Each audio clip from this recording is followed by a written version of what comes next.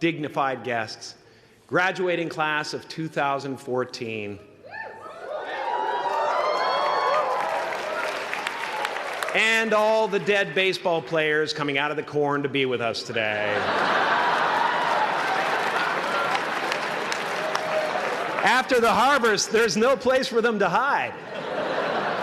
Fields are empty. There's no cover there. I'm here to plant a seed today, a seed that will inspire you to move forward in life with enthusiastic hearts and a clear sense of wholeness. The question is, will that seed have a chance to take root, or will I be sued by Monsanto and forced to use their seed?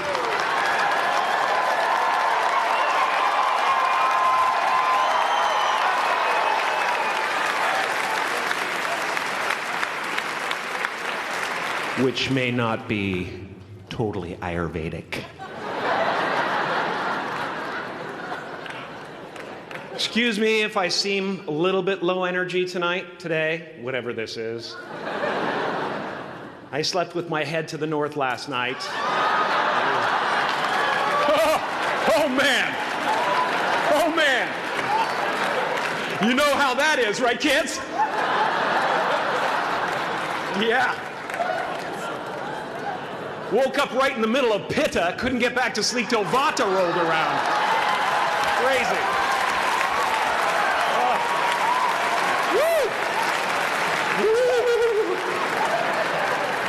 But I didn't freak out, you know. I used that time to eat a large meal. Connect with someone special on Tinder.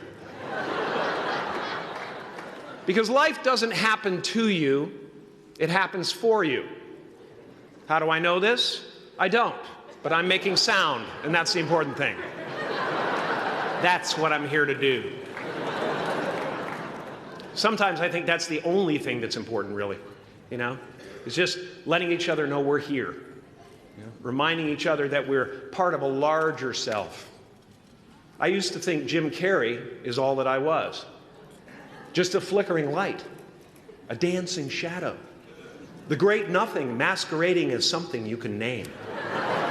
Seeking shelter in caves and foxholes dug out hastily, an archer searching for his target in the mirror, wounded only by my own arrows, begging to be enslaved, pleading for my chains, blinded by longing and tripping over paradise.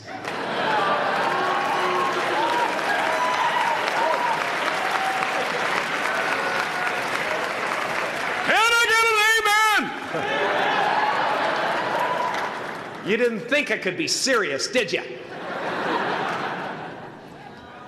I don't think you understand who you're dealing with. I have no limits.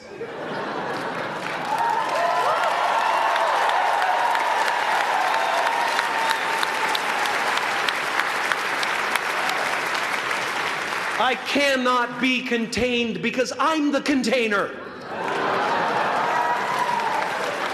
You can't contain the container, man. You can't contain the container. I used to believe that who I was ended at the edge of my skin, that I had been given this little vehicle called a body from which to experience creation. And though I couldn't have asked for a sportier model, it was, after all, a loaner and would have to be returned. Then I learned that everything outside the vehicle was part of me too. And now I drive a convertible.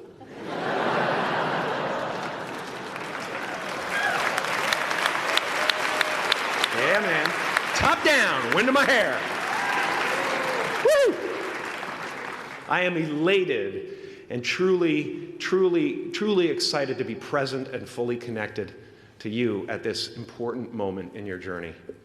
I hope you're ready to open the roof and take it all in. Okay, 4 more years then. They're obviously not ready. Just need some more cooking. Now, I want to thank the trustees, the administrators, the faculty of MUM for creating an institution worthy of Maharishi's ideals of education, a place that teaches knowledge and experience the knowledge and experience necessary to be productive in life, as well as enabling the students through transcendental meditation and ancient Vedic knowledge to slack off twice a day for an hour and a half.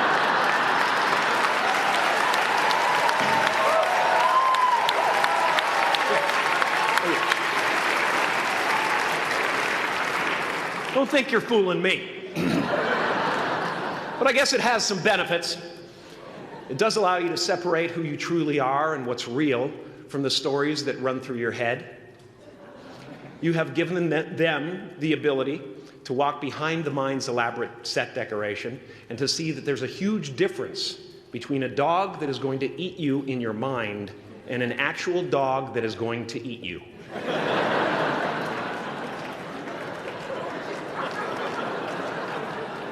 That may sound like no big deal, but many never learn that distinction. And they spend a great deal of their lives living in fight or flight response.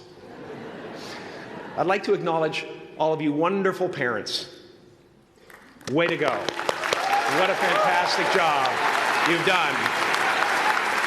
For your tireless dedication, your love, your support, most of all, for the attention that you paid to your children. I have a saying, beware the unloved, because they will eventually hurt themselves or me. But when I look at this group here, I feel really safe.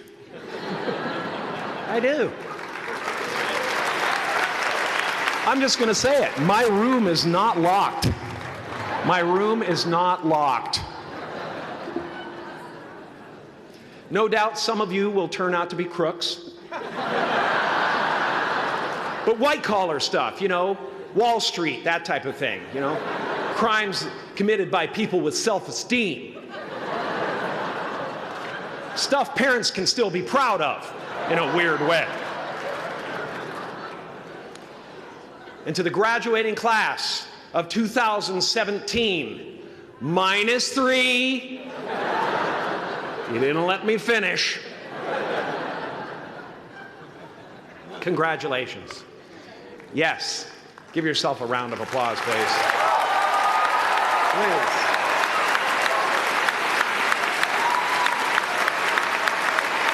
Yeah.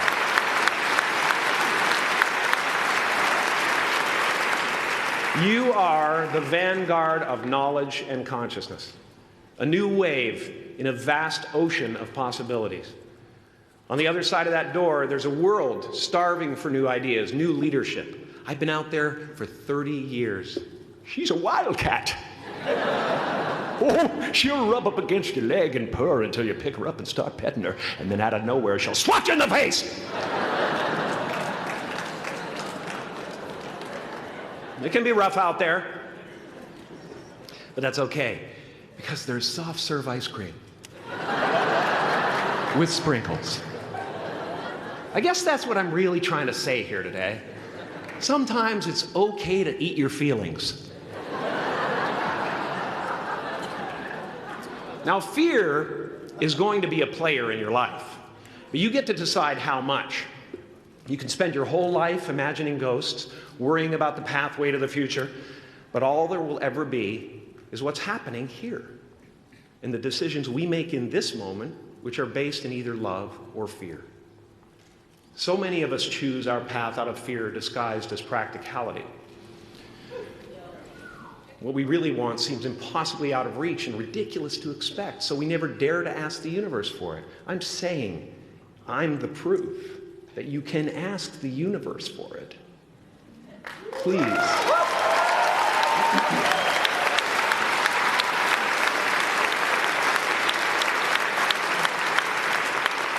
And if it doesn't happen for you right away, it's only because the universe is so busy fulfilling my order.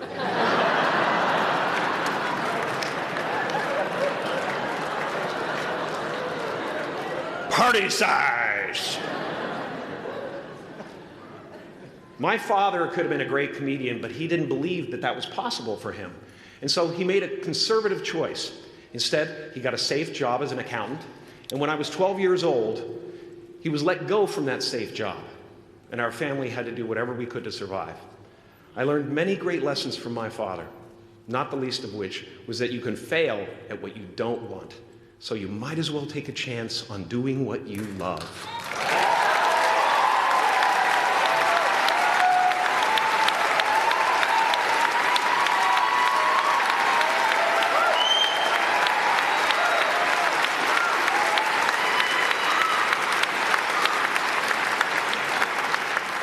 It's not the only thing he taught me, though.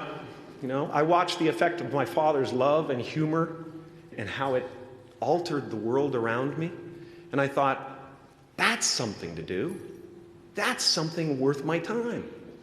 It wasn't long before I started acting up. You know, people would come over to the house and they'd be greeted by a 7-year-old throwing himself down a large flight of stairs.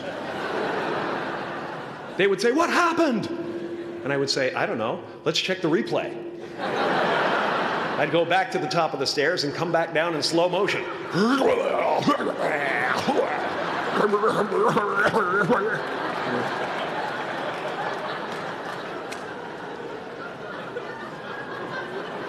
It was a very strange household.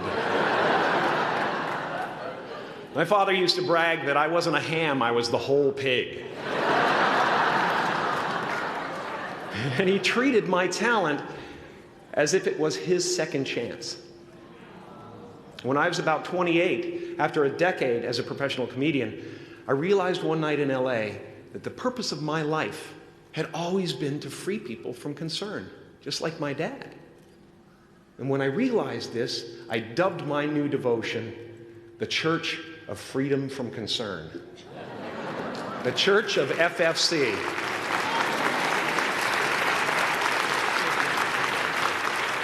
And I dedicated myself to that ministry. What's yours? How will you serve the world? What do they need that your talent can provide? That's all you have to figure out. As someone who's done what you're about to go and do, I can tell you from experience, the effect you have on others is the most valuable currency there is.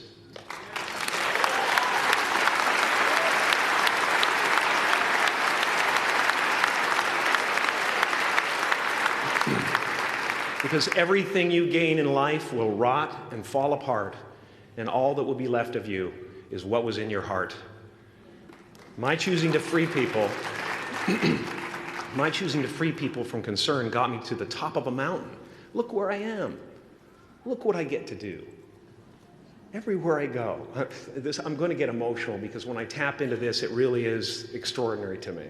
I did something that made people present their best selves to me wherever I go.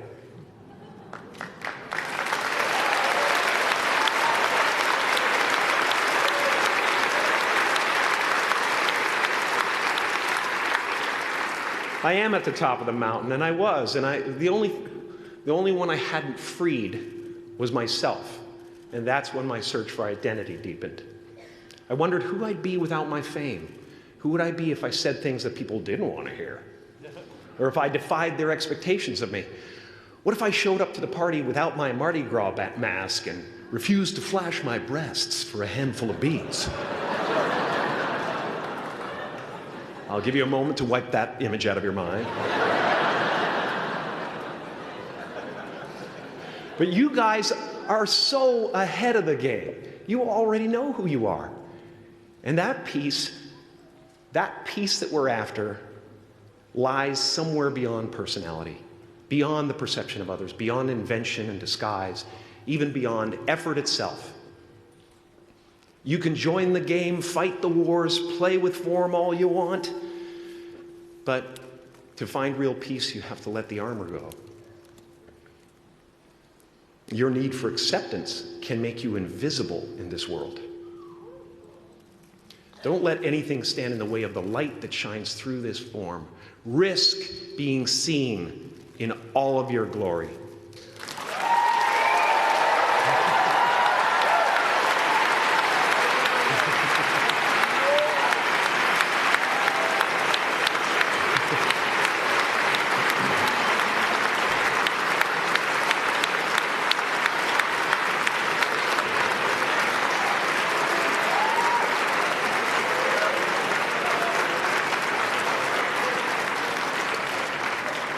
It's not big enough. This painting is big for a reason. It's called high visibility. It's about picking up the light and daring to be seen. Here's the tricky part. Everyone is attracted to the light. The party host up at the top, who thinks unconsciousness is bliss and is always offering to drink from the bottles that empty you. Misery below her. Despises the light, can't stand when you're doing well, wishes you nothing but the worst. The Queen of Diamonds, under him, needs a king to build her house of cards. And the hollow one down bottom there will cling to your leg and say, please don't leave me behind, for I have abandoned myself. Even those who are closest to you and most in love with you, the people you love most in the world, will find clarity confronting at times. This painting took me thousands of hours to complete. And when I was finished, thank you, thousands of hours, yes. I'll never get them back. I'll never get them back. I worked on this for so long. I was weeks and weeks like a madman alone on a scaffolding. And when I was finished, one of my friends said, this would be a cool blacklight painting. So I started over.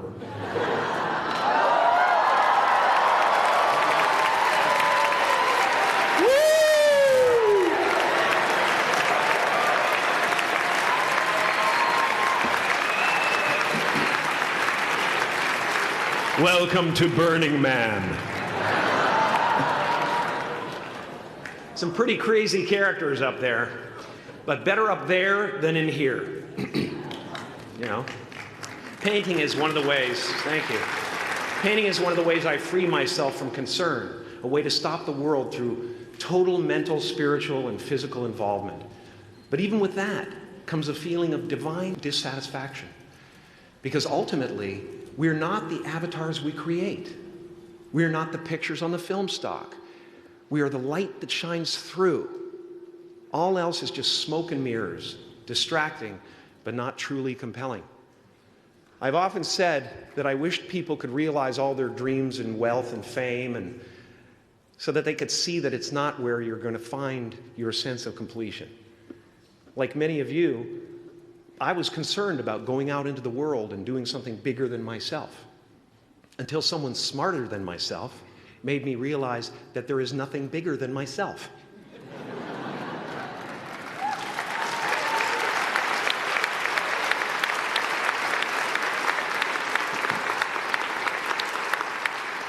My soul is not contained within the limits of my body. My body is contained within the limitlessness of my soul. One unified field.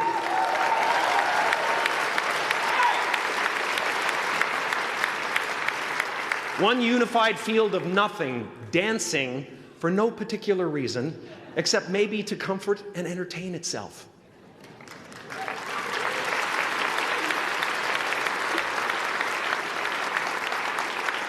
As that shift happens in you, you won't be feeling the world, you'll be felt by it, you'll be embraced by it.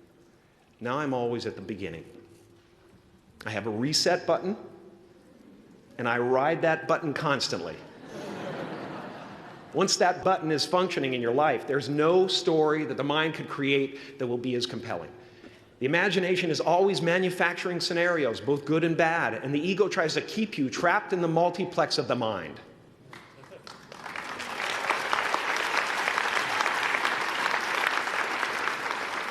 Our eyes are not viewers, they're also projectors that are running a second story over the picture that we see in front of us all the time. Fear is writing that script, and the working title is, I'll Never Be Enough.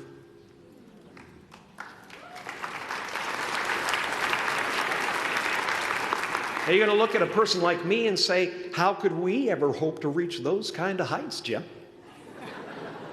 How can we make a painting that's too big for our home?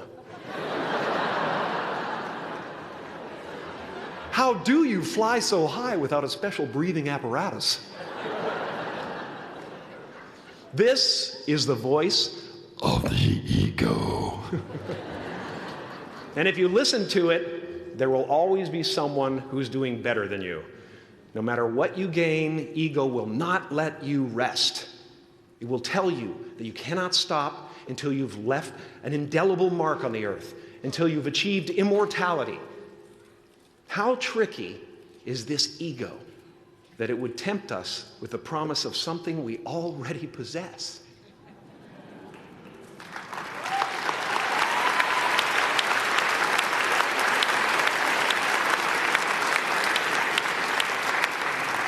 So, I just want you to relax. You know, that's my job. Relax and dream up a good life. I had a substitute teacher from Ireland in the 2nd grade that told my class during morning prayer that when she wants something, anything at all, she prays for it and promises something in return, and she always gets what she wants. Well, I'm sitting at the back of the classroom, you know, thinking, wow, my family can't afford a bike, you know. So I went home and I prayed for one. And I promised I would recite the rosary every night in exchange. Broke that promise. But 2 weeks later, I got home from school to find a brand new Mustang bike with a banana seat and Easy Rider handlebars. Yeah. From fool to cool. My family informed me that I had won the bike in a raffle that a friend of mine had entered my name in without my knowledge whatsoever. So that type of thing has been happening to me ever since. And as far as I can tell, it's just about letting the universe know what you want and working toward it while letting go of how it comes to pass.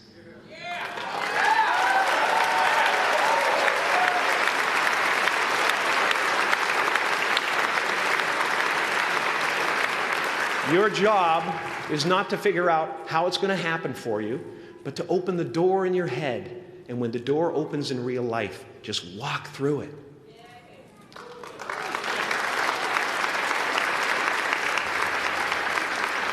And don't worry if you miss your cue, because there's always doors opening. They keep opening. And when I say life doesn't happen to you, it happens for you, I really don't know if that's true. I'm just making a conscious choice to perceive challenges as something beneficial so that I can deal with them in the most productive way. You'll come up with your own style. That's part of the fun. Oh, and why not take a chance on faith as well?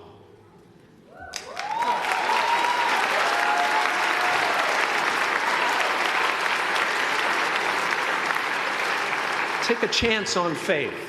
Not religion, but faith. Not hope, but faith. I don't believe in hope. Hope is a beggar. Hope walks through the fire, and faith leaps over it.